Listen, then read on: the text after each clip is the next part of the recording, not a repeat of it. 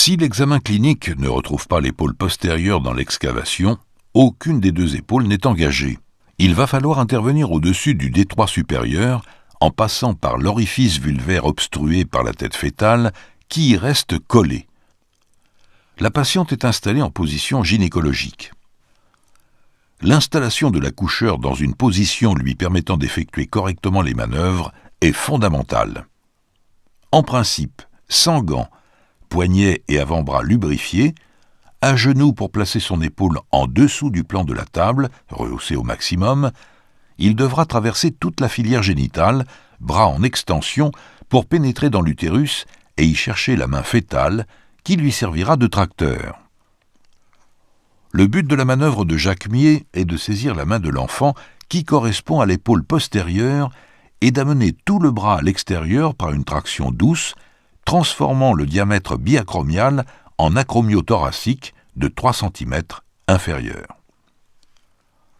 Le geste en lui-même ne présente pas de particularité technique, mais il peut être difficile de percevoir les différentes parties fœtales au-dessus du DS, à bout d'un avant-bras, serré entre les parties molles et le fœtus.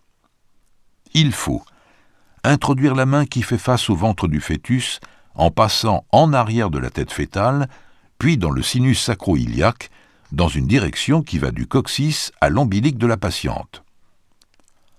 Repérer l'épaule postérieure. 2 éléments constituent le repère de l'épaule, la tête humérale et la clavicule. Leur orientation l'un par rapport à l'autre permet de distinguer entre l'épaule droite et l'épaule gauche.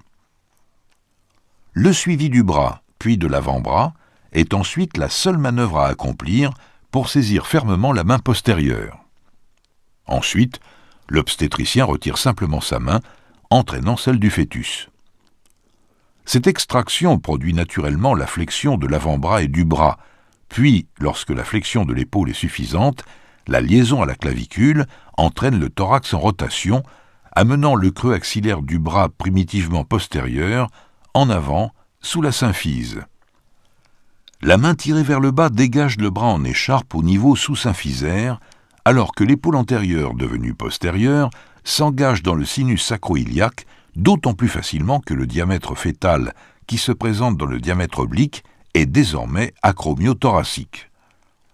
Tous les gestes de traction doivent, comme toujours, s'exercer vers le bas pour éviter toute fracture osseuse au bord inférieur de la symphyse. Le bras dégagé, l'accouchement suit dans l'instant.